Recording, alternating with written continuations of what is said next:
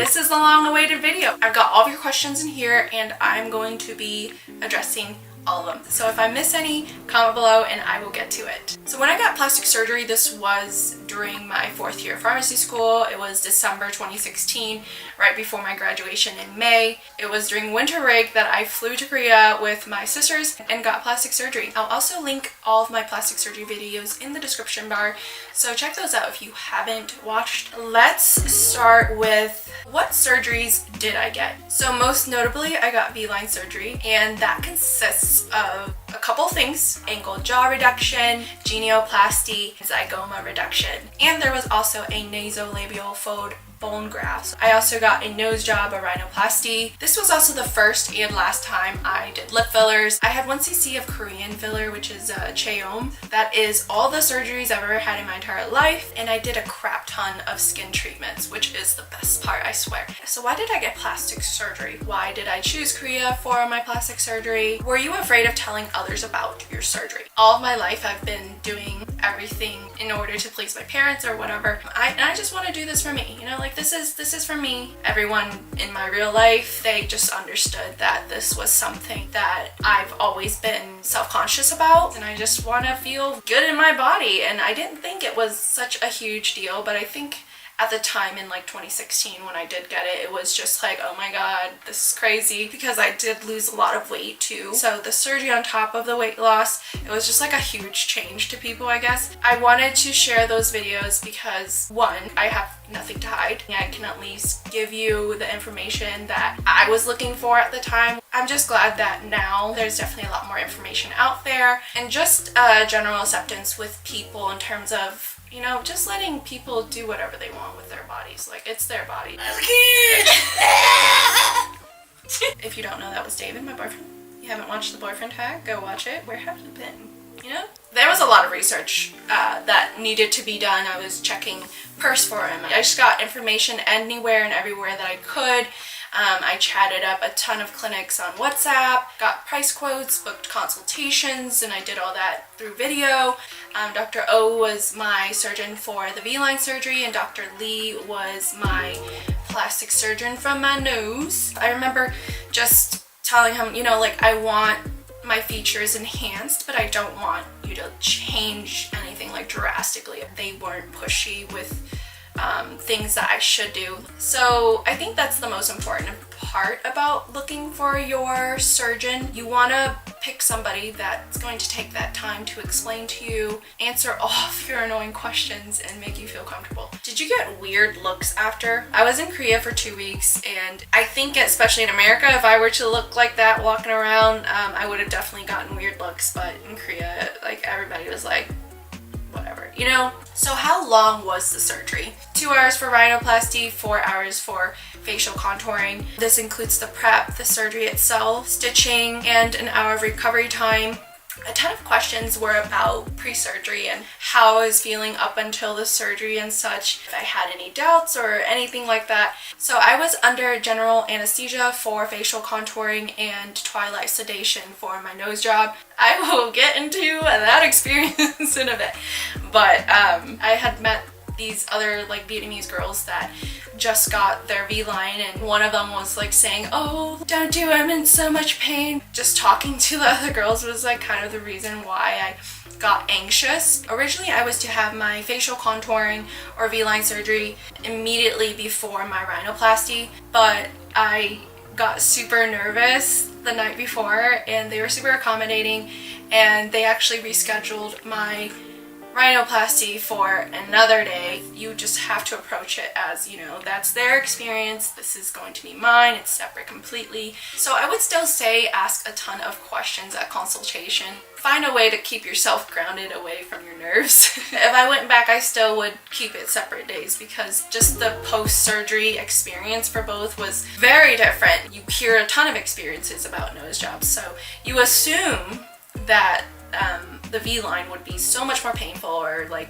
it was crazy. It was the complete opposite. Like the morning of the surgery, I was very, very calm, like, too chill. Like, what the heck? I was like at a 1 or 2 in terms of nervousness, and the nurses were so comforting. I was actually way more nervous before my LASIK surgery because I was reading the fine print. It was like, oh, you might go blind, you know? It's just like, oh, it's, you know, in the back of my mind. Before I knew it, I was out on general anesthesia, and then I was back awake 4 hours later, chilling in the same post-op room with my sister. I have a really high pain tolerance, 6.5 to 7 pain tolerance. So I can handle a lot of pain, I would say. In terms of like post-op like pain, that was chill. It was like easy breezy lemon squeezy. The pain level was at a 2 or 3. I got punched in the eye by Tilia, and that hurt way more than my V-line. You know, like it just felt tired and sore. But it wasn't like what I thought it would be, because you always think things are going to be way worse than they ended up. For my nose job, I wasn't under general anesthesia, so I didn't have to stay the night. I was under twilight sedation, and let me tell you, I was definitely very loopy post-op versus post-op for V-line surgery. I was up, ready to go. I was like, let's walk, let's get this swelling down ASAP. I was very energized, and it was good too because they wanted you to stay up to a certain amount of time before you are cleared to go to sleep. They kept a very close eye on us. Shantae and I were in the same post-op room. My face was all like, you know, you gotta go see it. But Shantae got her lids done, so she just looked funny. So we were trying so hard not to crack each other up. After surgery, you're also to sleep like more elevated because that's obviously going to help with the swelling. I also noticed that I had a lot of phlegm after surgery. So I drank a lot of water, stayed active, walked a lot. I was walking like 4 to 6 miles a day. For the first 7 days, I was on an entirely liquid diet. I cheated on that a little, you know, because there was a lot of good food in Korea, okay? So I would say like strict for the first 5 days. And then I transitioned to softer foods. So I had a lot of mandu, top tier dumplings in Korea. I'm drooling just thinking about it. And I think that was what led to like a very extreme difference because I did lose a lot of weight too. Definitely packed on the extra weight again. You know what was weird? After the V-line surgery, I was just like, what the hell? I can't open my mouth. For the first month, I was not able to do like a full smile. I was like able to do like this smile. I was like just enough for a straw after the first day. You want to not be on a liquid diet, but you kind of have to be for a while. Like I had mouth exercises to do, like where you have to rebuild that muscle. I was like, there's no way I'm going to be carrying on with this like soft foods only thing for X amount of time. I think it was like a month that they wanted me to do. Absolutely not. My first day back in America, we went to like a steakhouse and like crab leg buffet. Like nothing will hold me back from a good piece of steak. Nope. So I like cut it to small swallowable pieces. Didn't need to chew it, just put it in my mouth, roll it around on my tongue. So right before I flew back to America was when I removed my stitches. And you just want to be really careful with following your post-op cleaning stuff. So I was very, very stringent with rinsing my mouth thoroughly just to make sure I don't get any infections or anything like that. So as much as I'm like telling you what I actually did, don't do it. Yeah, don't do that. As the days progress, inflammation causes facial swelling. So there's a lot of facial swelling. I think it was like the 3rd day when I started feeling, there was just like this burning sensation that was focusing around my jawline. That's very normal. Yeah, something to know. What was the most painful part after the worst part about the V-line surgery was, 1, the removal of the tubes from your cheeks. I would equate it to getting like a really long tampon that's like full pulled out of your mouth. So there was pressure. I don't ever want to experience that again. Let's just say that. And 2, stitch removal. Even now as I run my tongue along, I still feel that the stitches all along there, and oh, I had to hold Devon's hand, and yeah, she lost all the blood in her hand by the end of that. Like, It was not fun. Okay, another question is, did you have any nerve damage or side effects with V-line surgery? That was something that freaked me out too. I was like so nervous. I was like, what if I can't feel my face? No, I still feel everything. The only thing is, after my Zygoma reduction, I noticed because they had removed such a large amount of my cheekbone, it feels a little tingly, like sensitive, but I can still feel everything. Are there pins inside your mouth from V-line surgery? When I went to my dentist to get my x-rays done, the x-ray technician came back and was like, there's pins in your face. Yeah, there's like tiny little metal pins, like they're tiny metal pins, but you can definitely see them in x-rays. Like, you don't feel them or anything. It doesn't trigger the metal detector at the airports or anything. So after that fun-filled weekend that I had after my V-line, I had my that following Monday, I had my nose job with Dr. Lee. Before that twilight sedation, I fasted for 6 hours, and 2 hours later, I was up. I was definitely woozy. Shantae said I was really funny. So for my nose job, the bridge is silicone, and then the tip itself is actually from a piece of my ear. He took that piece of my ear and put it for my tip. My nose job post-op was 500 times worse than my V-line. Like, 500 times. I'm not even joking. I had cotton gauze packed all the way up my nose, so I couldn't even breathe out of my nose for the first night. Every time I drank water, it felt like I was drowning. It was just the worst, most uncomfortable night that I had. I barely was able to sleep because I was just like freaking out. I was just like, I can't breathe.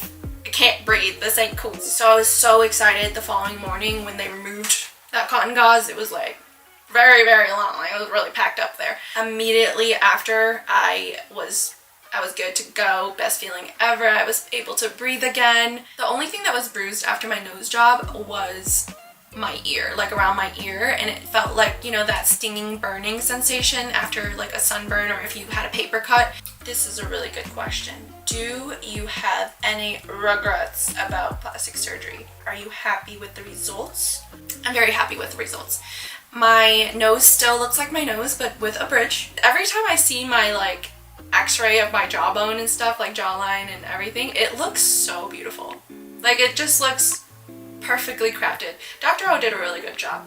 So with all of that said, what would you change if you could go back? Whenever I look at my x-rays, it is insane. Like, the Zygoma reduction, the amount of cheekbone that they removed from my face was insane, okay? Like, I have very prominent cheekbones, and after the surgery, like, no cheekbones left. Something that I wanted you guys to keep in mind when you, if you're considering the V-line surgery, is that it's only going to change your bone structure. So it's like a tent, the stick of a tent. So it's keeping up, you know, that pad of fat, your skin and everything, but when you remove too much cheekbone, it's gonna start sagging. So there's still like the skin I have to account for, like the fat that's on my face, there's muscle, how it rests on your face. That is going to change everything. Like with aging and everything like that, gravity's gonna keep pulling it down. I mean, obviously if you lose a lot of weight or you're gonna lose weight in your face or whatever, it's going to look better because obviously it's going to show more of your bone structure, but when you pack on some more fat in here and there, it's going to look different. And my bone structure looks amazing in those x-rays and everything, but you know, like, it's not going to look exactly, you know, unless I do like a facelift, like pulling up all that skin. Like, if I were to go back, I would have at least like reduced it only a little, because a lot of people, they want that prominent cheekbone. It's like, you do have to keep in mind that you'll naturally lose your cheekbone density, you know, all that with age. So you're definitely speeding up the aging process by, you know, surgically removing your cheekbones. Are you considering to have more plastic surgery in the future? Please no more. I think you're beautiful enough already. Heart. So ever since my plastic surgery trip in Korea, I haven't done any more work. Actually, I did thermage, which is just like a skin rejuvenation type thing. I will be throwing down money for that skin stuff that they offer. So I'm going to be doing some more skin stuff for sure. It was called the Aqua glossy PRP injections. I had so many compliments on my skin for like a whole year after that procedure. Guys, I had glass skin. It was poreless. It was beautiful. Oh my gosh. Something that I've actually been considering that I never considered before was getting my eyelids fixed, like this one. This one is the bane of my existence. Like if I cry, if I sleep weird, like I don't know. I would just wake up with like a very uneven eyelid. Like this eyelid would not be a double eyelid. That is so annoying when I'm trying to do eye makeup. I still haven't gotten any Botox to this day. I'm thinking about getting Botox, especially like around here, like my forehead. I get so expressive. David gets me going. Like he's a big troll, so I get very expressive with him. I think eventually, obviously with gravity continuing to weigh down on your girl, I'm gonna eventually like plan on getting like a mini facelift or something, you know? The most asked question: how much was the surgery? Let me just preface this by saying it's 2016 when I got it. I don't know what the prices are today, but at the time that I got it done, it was around 21K. And as for all the skin treatments that I did, it was around 7K. I read in a lot of forums, and correct me if I'm wrong, Korean natives, they'll go to specific clinics and like it's different prices and stuff. It's cheaper, whatever. Versus like if you're a foreigner going to Korea for surgery. So in order to get a more accurate amount, definitely go chat those clinics up and they'll be able to give you a more specific price quote. David just finished cooking, so I'm gonna go eat now. I'll be here weekly every Thursday or Sunday. Should I move my weekly Thursday uploads to Sundays? I don't know. Let me know. Like this video, comment below, turn on post notifications, and yeah, I will see you guys next time. Bye!